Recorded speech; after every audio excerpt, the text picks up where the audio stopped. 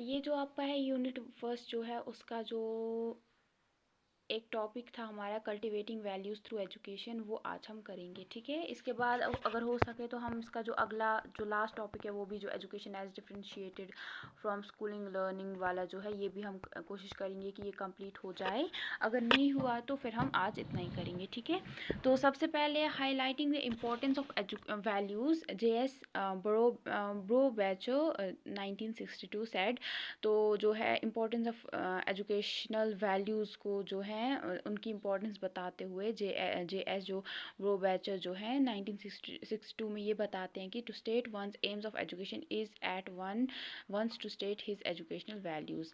तो अगर आपको मतलब यहाँ पे बताते हैं कि जो एम ऑफ एजुकेशन जो है ये जो है आपका मतलब कितने ये इतना इम्पोर्टेंट है इतना इम्पोर्टेंट है कि इससे क्या है, इसे पता चलता है कि एजुकेशनल वैल्यूज़ कितने हैं। ठीक है, कैसे हैं। It means that aims of education are rightly associated with the values that the person has acquired. तो इससे हमें ये पता चलता है जिस तरीके से कि इंसान के वैल्यूज़ होंगे उसी हिसाब से वो पता चलता है कि उसका एम जो है एम कैसा था एजुकेशन का, उसने कैसी एजुकेशन हासिल की है। तो बोलते हैं ना कभी कोई आपके साथ जिस तरीके से बिहेव करता है फिर आप उसी हिसाब से बोलते हो हाँ इसकी एजुकेशन बहुत अच्छी हुई है। तो वो यहाँ पे कहना चाह रहे हैं। तो इसीलिए यहाँ पे बोलते हैं कि जो इसीलिए बहुत बार जो वैल्यूज़ जो हैं उसके कैसे एक इंसान ने कैसे एक्वायर किए हैं उसको हम उसकी एजुकेशन के साथ एसोसिएट करते हैं। So education and values are naturally, तो इसीलिए जो एजुकेशन और वैल्यूज़ हैं ये एक दूसरे के साथ जुड़े हुए हैं। Saxena and Dutt explains values a quality of an individual or thing which makes that individual or thing important, respectable and useful। तो जो सक्सेना और दत्त जो हैं ये बताते हैं कि वैल्यूज़ क्या होते हैं। वैल्यूज़ जो हैं वो एक ऐसी क्वालिटी होती है जो कि एक इंसान या चीज़ किसी को इम्पॉर्टेंट बनाती है। ठीक है, रिस्पेक्ट दिलाती है उसको और यूज़फुल बनाती है। दिस क्वालिटी में बी इंटरनल और एक्सटर्नल, ये जो क्वालिटी इंटरनल अंदरूनी भी हो सकती है या बाहर की भी हो सकती है, उसकी बाहर जो है। From philosophical point of view, value signifies neither a thing nor an individual but a thought or point of view। अगर हम फिलोसफी की बात करेंगे तो वो वैल्यू को ना ही किसी चीज़ ना ही किसी इंसान के साथ जोड़ते हैं, बल्कि वो बोलते हैं कि कैसा एक इंसान का थॉट है या मतलब थॉट कैसा है आपका। बट अ थॉट और पॉइंट ऑफ व्यू कैसा है आपका या आपके थॉट्स कैसे हैं। अ पर्सन और a thing which is useful to an individual becomes valuable to him her. ऐसा कोई इंसान जो कि अ पर्सन और a thing which is useful to an, तो कोई भी जो पर्सन या कोई जो चीज़ें किसी को अगर किसी के ज़रूरतमंद मतलब किसी ज़रूरतमंद के काम आती है तो इसका मतलब वो अपने लिए भी वैल्यूबल होगी या वो अपने लिए वैल्यूबल हो जाती है। इंटरनल एंड एक्सटर्नल वैल्यूज़, अभी इंटरनल और एक्सटर्नल क्या होते हैं। जो वैल्यूज़ में भी कैटेगराइज अंडर टू टाइप्स, जो हमारे वैल्यूज़ हैं इनको हम दो टाइप्स में सिग्निफाई कर सकते हैं या इनको कैटेगराइज कर सकते हैं। इंटरनल या सब्जेक्टिव वैल्यू या एक्सटर्नल या और ऑब्जेक्टिव वैल्यू। ठीक है, जो पहला है वो इंटरनल या उसको हम सब्जेक्टिव वैल्यू बोलते हैं। ठीक है, तो internal values are our ideas and our qualities that guide us for our activities. तो जो अगर आप इंटरनल वैल्यूज़ की बात करेंगे आप इसमें बोल सकते हो जैसे भी हमारे आइडिया जो हमारे सोचने का तरीका है, हमारी जो क्वालिटीज़ हैं वो कैसी हैं जो कि फिर बाकी एक्टिविटीज़ हमें करने में हेल्प देती हैं। अंदर की जो हम कैसी हमारे कैसे सोचने का तरीका वो इसमें आ जाता है। मैनी इंटरनल वैल्यूज़ में not be exhibited but they help the individual in his her life. तो बहुत सारी हमारे अंदर की जो वैल्यूज़ होते हैं उनको आप मतलब ऐसा नहीं है कि छोड़ सकते हो, कुछ वो बाहर नहीं मतलब दिखते हैं बट आप उसको वो एक इंसान के बहुत ज़्यादा लाइफ में काम आते हैं। Internal values are subjective in nature as they guide the person only. तो जो इंटरनल वैल्यूज़ है ये सब्जेक्टिव होते हैं। क्यों होते हैं सब्जेक्टिव? क्योंकि एक इंसान को सिर्फ उस इंसान को गाइड कर सकते हैं, इससे ज़्यादा कुछ नहीं। अब है एक्सटर्नल वैल्यूज़ जो हैं उसके बाद है values are the qualities of an individual which are exhibited by him her in many situations. तो जो आपकी ये थी ना आपकी जो आपकी इंटरनल वैल्यूज़ थी उनको आप दिखा नहीं सकते हो, मतलब वो दिख नहीं सकती हैं आपको। ठीक है, वहीं पे जो आपकी जैसे आपकी सोच जो है वो कैसे दिखेगी वो इसमें आता है। ठीक है, तो जो एक्सटर्नल अब है ये ऐसी क्वालिटीज़ होती है एक इंसान की जो कि बहुत बार वो बहुत सारी सिचुएशंस में उसकी वो बाहर आती हैं, वो दिखती हैं। The outcome of his her external observation and judgement leading to actions. तो वो उसके कैसे वो आते हैं, वो उसका आउटकम होते हैं जो उसकी बाहर वो कैसी ऑब्जर्व कैसे कर रहा है चीज़ों को, क्या उसकी जजमेंट है, उसके बेसिस पे जब वो एक्शन लेता है उनके थ्रू आपको समझ आ जाता है उसका। External values of practitioners in education influence them while designing curriculum, formulating teaching strategies and choosing teaching learning resources for instrument instrumental activities. तो इसी तरीके से जो एजुकेशनल वैल्यूज़ जो हैं वो हमारे जो भी जो प्रैक्टिशनर्स होते हैं ये इनको बताते हैं कि जब भी वो डिज़ाइन करेंगे हमारे करिकुलम को, हमारी टीचिंग स्ट्रैटेजीज़ को बताते हैं, बनाते हैं, या टीचिंग लर्निंग रिसोर्सेज को जब ये चूज़ करते हैं तो उसमें ये इनको हेल्प करते हैं। अब है काइंड्स ऑफ एजुकेशनल वैल्यूज़। अब कौन कौन से वैल्यूज़ होते हैं? सबसे पहले जो ब्रू बैचर हैं, ये इनकी अपनी किताब एक थी जिसका नाम था मॉडर्न फिलोसफीज़ ऑफ एजुकेशन। तो उसमें ये बताते हैं वैल्यूज़ को दो कैटेगरीज में डिफाइन करते हैं, इमीडिएट वैल्यूज़ और रिमोट वैल्यूज़। इमीडिएट वैल्यूज़ में ये बोलते हैं कि these values are usually related to satisfaction of biological and psychological needs of the children. तो ये बोलते हैं कि इमीडिएट वैल्यूज़ वो वैल्यूज़ होते हैं जो कि आपके जो एक बच्चे की जो बायोलॉजिकल और फिजियोलॉजिकल जो बॉडी के रिलेटेड और जो उसकी बायोलॉजिकल जो के रिलेटेड जितने भी वैल्यूज़ हैं उनको सेटिस्फाई जो करते हैं, तो उसको आप इमीडिएट वैल्यूज़ में ऐड कर सकते हो। If someone is interested in badminton and gets an opportunity to play badminton, he she can fulfil his her immediate need of playing badminton. इस तरीके से जैसे किसी को अगर आपको बैडमिंटन पसंद है या कोई गेम पसंद है खेलना, तो आपको अब अपॉर्चुनिटी दी जाती है, आपको स्कूल के बोलते हैं स्कूल वाले जाओ खेलो तुम। तो उससे क्या मतलब जो आपके वो इसका मतलब ये है कि आप जब वो खेलोगे तो आपको अंदर वो खुशी मिलेगी एक, ठीक है। तो उस टाइम पे जो आपकी वो एक नीड थी जो आप अपनी वो जो सेटिस्फाई करना चाहते थे वो सेटिस्फाई हो जाएगी। If a child has an interest and liking for fine arts, he she can fulfil his artistic need bye engaging in fine arts activities. The above two examples explain. तो इसी तरीके से आपकी जो कोई बच्चा है उसको फ़ाइन आर्ट्स में पसंद मतलब थोड़ा इंटरेस्ट होता है, मतलब उसको ड्राइंग वगैरह बनाने में बहुत ज़्यादा अच्छा लगता है। तो अगर उसको फिर धीरे धीरे उस पर काम करना होता है, फिर वो चीज़ें करके उस अपने आप को उसमें एंगेज करके फ़ाइन आर्ट्स वाली एक्टिविटीज़ में अगर वो मतलब मुब्तला हो जाता है तो उसको फिर वैसे ही खुशी मिलेगी। तो ये आपका आता है इमीडिएट नीड्स में आ जाते हैं, ठीक है। तो explain immediate needs and their fulfilment by individual actions. अब है आपका रिमोट वैल्यूज़ क्या होते हैं। These values are related to human intelligence and constitute rational needs. यहाँ fulfilling rational needs is some time difficult. Each student has to make rational selection in order to achieve maximum gain from various activities of the school. तो जो ये वाले values है ना आपके remote values, ये आपके इंसान की जो ह्यूमन इंटेलिजेंस और कैसे वो अपने नीड्स को जो जो उसके वो मतलब कैसे फुलफिल करता है उसके साथ रिलेटेड है, ठीक है। तो मतलब यहाँ पे बहुत बार ऐसा होता है जो आपकी रैशनल नीड्स होती हैं, जो कि ज़रूरियात जो ज़रूरी चीज़ें आपको करनी होती हैं, ऐसा नहीं है कि आपको मतलब जो लॉन्ग टर्म के लिए आपको फ़ायदा देगी, वो वाली जो चीज़ें होती हैं उनको फुलफ़िल करना डिफ़िकल्ट होता है।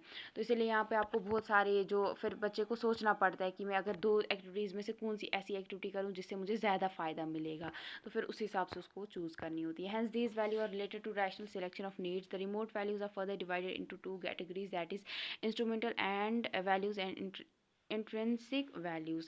तो उसके बाद जो आपके ये वाले हैं जो रिमोट वैल्यूज़, इनको दो कैटेगरीज़ में और डिवाइड किया गया है। सबसे पहले इंस्ट्रूमेंटल वैल्यूज़ आर जो हैं ये है are just good because they are good for something. तो जो इंस्ट्रूमेंटल वैल्यूज़ हैं इनको बोला जाता है अच्छे हैं। क्यों अच्छे हैं? क्योंकि ये किसी न किसी चीज़ को ये फ़ायदा पहुंचाते हैं। These values are helpful for the person themselves. जो ये वैल्यूज़ हैं जो इंस्ट्रूमेंटल है ये उस इंसान के लिए खुद के लिए अच्छे होते हैं। For example if a child wants to become a musician, तो जैसे कि अगर एक बच्चा है वो म्यूजिशियन बनना चाहता है तो उसके लिए ताल और जो स्वर है उसकी जो नॉलेज है वो ज़रूरी है, ठीक है। तो this knowledge of taal and swar are the specific abilities of child which help him her to be a musician. तो ये कुछ छोटी छोटी ये एबिलिटीज़ हैं जो कि उसमें अगर उसको ताल और स्वर जो ये जो है अगर इसको पता है म्यूज़िक का तो उसको हेल्प कर सकते हैं। These instrumental values may not be useful for other vocations, but these are valuable for him, the person him herself।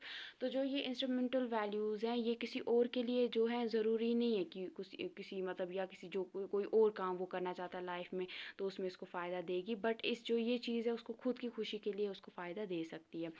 अब है इंट्रिंसिक वैल्यूज़ जो हैं ये हैं are the values within individual और an object which make him her it good.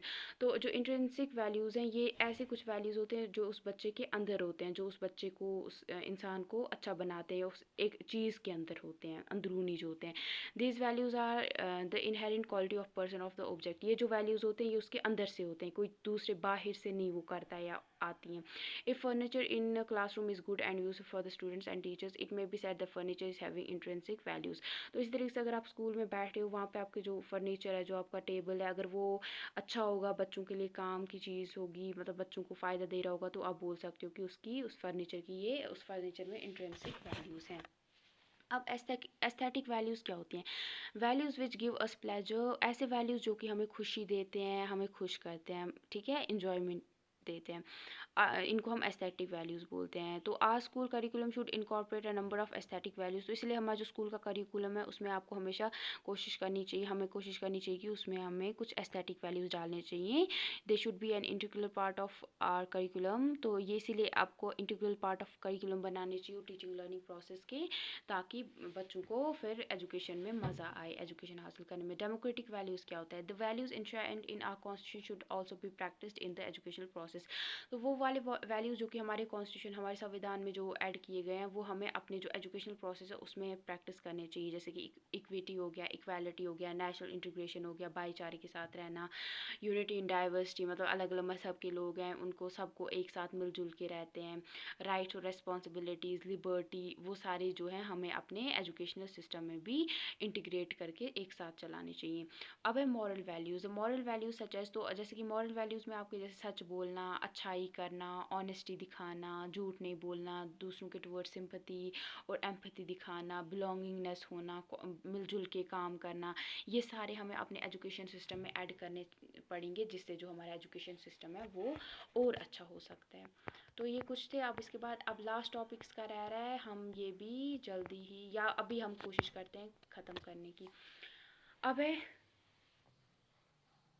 Education as differentiated from schooling. तो यहाँ पे कैसे है, जो एजुकेशन को हम कैसे schooling, learning, instruction, training, teaching and indoctrination से कैसे अलग कर सकते हैं। तो जैसे देखो, people sometimes confuse the concept of education with schooling. तो बहुत बार जो बच्चे हैं वो ये समझते हैं कि जो एजुकेशन है वो बिल्कुल जो स्कूलिंग, लर्निंग, ट्रेनिंग, टीचिंग और इंस्ट्रक्शन है, ये सारे सेम है। लेकिन ऐसा कुछ नहीं है। Though these terms have close links with process of education, they are different from term education.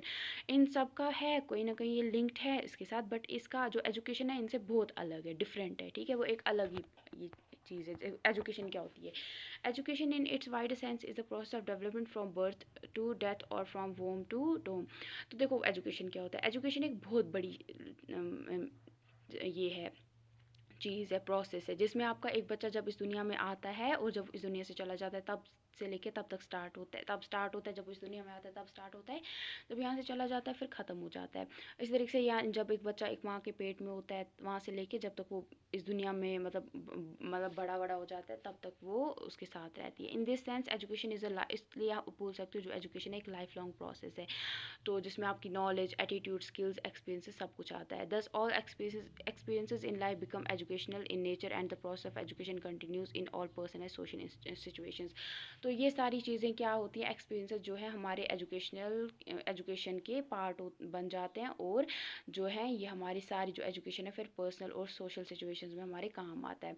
Education in this sense would certainly include all efforts for inculcation of values. तो इसी तरीके से आप बोल सकते हो एजुकेशन जितना भी आप कोई वैल्यूज़ नई चीज़ सीखते हो, एटीट्यूड कैसा है आपका, स्किल्स कुछ सीखते हो जो कि सोसाइटी चाहती है बच्चे के अंदर होना, वो सारा एजुकेशन का पार्ट होते हैं। उसके बाद आप स्कूलिंग क्या होता है? Schooling is an act of consciously imparting knowledge, values and skills in accordance with the requirements of social and individual in formal situation। तो स्कूलिंग क्या होती है? स्कूलिंग होती है एक जानबूझ के कोई चीज़ करना कि हाँ ये इस तरीके की सोसाइटी है, हमें अपनी सोसाइटी के हिसाब से स्कूल्स बना के उनमें अपने हिसाब से करिकुलम बनाना, और ये चीज़ें हमें बच्चे को सिखानी है फॉर्मल सेटिंग में, उसको आप स्कूलिंग बोलते हो। In its essence schooling is limited educational exercise in terms of range of experiences provided.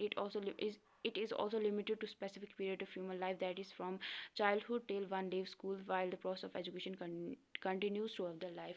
इस तरीके से जो एजुकेशन जो है, ये जो स्कूलिंग है आपकी, ये एक, इसमें क्या होता है, इसमें कुछ एक्सपीरियंसेस, ये नहीं है कि आपकी पूरी लाइफ तक आपके साथ रहेगी, बल्कि कुछ टाइम तक रहेगा। जैसे कि एक बच्चा जब छोटा होता है तब 6 साल का होता है, तब से लेके जब तक वो स्कूल कॉलेज से निकलता है तब फिर ये ख़त्म हो जाता है।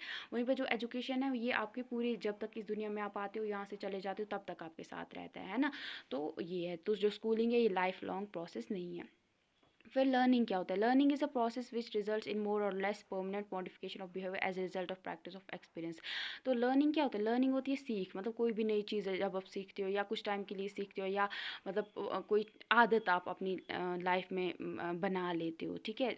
नई चीज़ सीखे वो आदत फिर बन जाती है, उसको आप लर्निंग बोलते हो। Any relatively permanent modification of behaviour in any aspect of human personality can be result of learning. इस तरीके से कोई चीज़ आपने नहीं सीखी, आपको वो पसंद आई, फिर आप वैसी वो अपनी आदत बना लेते हो, तो इसको भी आप लर्निंग बोलते हो। In contrast education is concern with the harmonious development of human abilities and powers according to the needs of individual and the society. तो इस तरीके से आप बोल सकते हो एजुकेशन जो है वो, वहीं पे जो एजुकेशन है आपका वो एक ह्यूमन एबिलिटीज़, उसकी जो पावर्स है एक इंसान की, और जो उसकी नीड्स हैं उस वो नीड्स और जो सोसाइटी की नीड्स हैं उन दोनों को साथ चला के उन दोनों का डेवलपमेंट होना वो एजुकेशन होता है।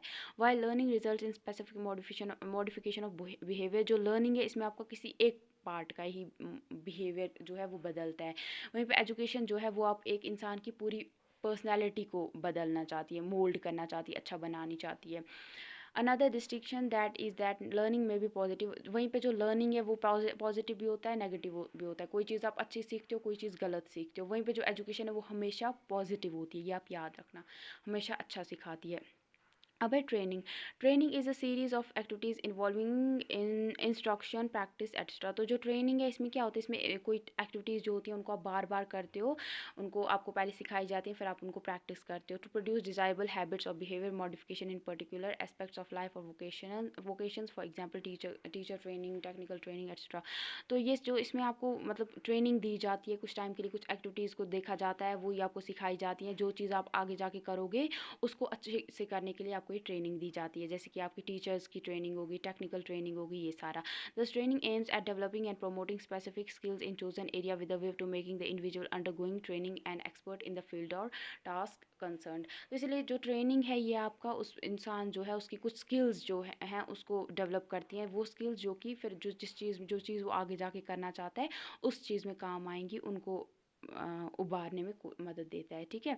वहीं पे जो ट्रेनिंग में भी thought of a development of skills in particular aspect whereas education is concern with the development of the whole individual. तो इसलिए आप बोल सकते हो ट्रेनिंग में नहीं, जैसे आप बोला कुछ चीज़ जो इंसान आगे जाके करना चाहता है उसमें वो अच्छा होने के लिए ट्रेनिंग लेता है। वहीं पर जो एजुकेशन है, एजुकेशन आपकी पूरी जो इंडिविजुअल है उसकी पूरी बॉडी, उसका पूरे हर एक जो होल उस इंसान का पूरी तरीके से डेवलपमेंट होना, उसको एजुकेशन आप बोलते हो। अब है teaching. Teaching is the means employ to effect desirable changes in human behaviour. जो टीचिंग है इससे क्या होता है, ये इसलिए कराई जाती है ताकि जो एक इंसान है उसके, जिसको टीचिंग कराई जाए उसके अंदर कुछ आप जो बिहेवियर देखना चाहते हो वो ला सको।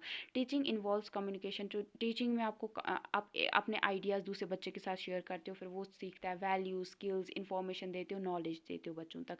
इट यूज़ सिस्टमेटिक, ये आपके सिस्टमेटिक और साइंटिफिक मेथड्स को यूज़ करता है ताकि अच्छे तरीके से कम्युनिकेशन हो सके। Teaching aims in effecting learning in individual effecting learning in individuals with a way to educating them. तो जो टीचिंग है इसका ये एम होता है कि बच्चों को अच्छे तरीके से चीज़ें सिखाई जाएँ ताकि उनको फिर एजुकेट किया जाए। दस teaching becomes an instrument of educating individuals along with other educative experiences. तो इसीलिए आप बोल सकते हो जो टीचिंग है ये आपका एक हथियार है जिससे आप इंडिविजुअल्स को जो बाकी एजुकेटिव एक्सपीरियंसेस है वो उनको दिला सको, इससे करा सको।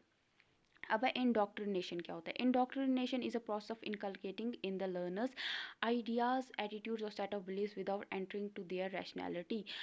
Indoctrination is linked with the knowledge and skills that one acquired through teaching. तो इंडोक्ट्रिनेशन क्या होता है? इंडोक्ट्रिनेशन हो गया जैसे कि मेरे अंदर कोई चीज़ है, जो मैं चीज़ें मेरे अंदर कुछ आइडियाज़ वगैरह हैं, बिलीव्स वगैरह हैं, वो सारे मैं आपको भी, जैसे मैं आपको पढ़ा रही हूँ, हेल्प कर रही हूँ आपकी, जो मैं चीज़ें सोचती हूँ मैं आपको इस तरीके से पढ़ाऊँगी कि मैं चाहूँ कि जो मैंने सीखा वही मैं आपको सिखा दूँ। मतलब ये ना मैं देखूँ कि आप क्या सीखना चाहते हो, मतलब आपको मैं मतलब जो आपका जो सेट है, जो आपकी रैशनैलिटी है, जो आप सीखते हो, ज़रूरी नहीं है कि दो आप जो मैं सोच रही हूँ वही आप भी सोचो, बट मैं सिर्फ अपने बारे में जो मैं सोचती हूँ, मैं चाहूँ कि जो मैं सोचती हूँ वही मैं आपसे भी मतलब ऐसी चीज़ें सिखाऊँ जो मुझे पता है, सिर्फ मैं आपको वही सिखाऊँ, है ना? ऐसा नहीं, मतलब उसको इंडोक्ट्रिनेशन बोलते हैं। कुछ ऐसे वैल्यूज़ जो आइडियाज़ जो हैं वो मैं आपके माइंड में डाल दूँ, मतलब जो कि आप नहीं उसको मानते हो, बट स्टिल आपको मानने पड़ेंगे। तो जो आपकी इंडोक्ट्रिनेशन है linked with the knowledge and skills that one acquired through teaching, तो इंडोक्ट्रिनेशन बहुत बार आपके जो टीचिंग के थ्रू आपको सिखाई जाती हैं चीज़ें उसके साथ भी लिंक किया जाता है। तो ये होता है इंडोक्ट्रिनेशन में, यही आ जाता है कि जो कि वैल्यू जो मैं मतलब जैसे कि आपको मैं कैसे समझाऊँ कि ऐसे मतलब यहाँ पे मैं बिना आपके बारे में मतलब सोचे ही जो मैं कि मतलब जैसे मुझे किसी मज़हब के रिलेटेड कोई ये है, मतलब मैं किसी मज़हब को पसंद नहीं करती हूँ, मेरे उस माइंड में कुछ अलग चीज़ें हैं उसको लेके, तो वही चीज़ें मैं फिर अब जो मुझे मेरे माइंड में हो सकता है वो सच है झूठ है नहीं है, मतलब वो नहीं मैटर करता है, मैं वही सारी बातें मैं आपके माइंड में भी डाल देती हूँ, तो आप भी फिर वैसे ही सोचने लगोगे, है ना। तो वो गलत भी हो सकता है सही भी हो सकता है, उसको आप बोलते हो इंडोक्ट्रिनेशन। तो ये हो गया यहाँ पे आपका जो यूनिट फर्स्ट जो था वो ख़त्म। ठीक है, तो ये इसके साथ अब जो दूसरा यूनिट है वो भी मैंने स्टार्ट कर दिया है, आप वो भी चेक कर सकते हैं। Thank you.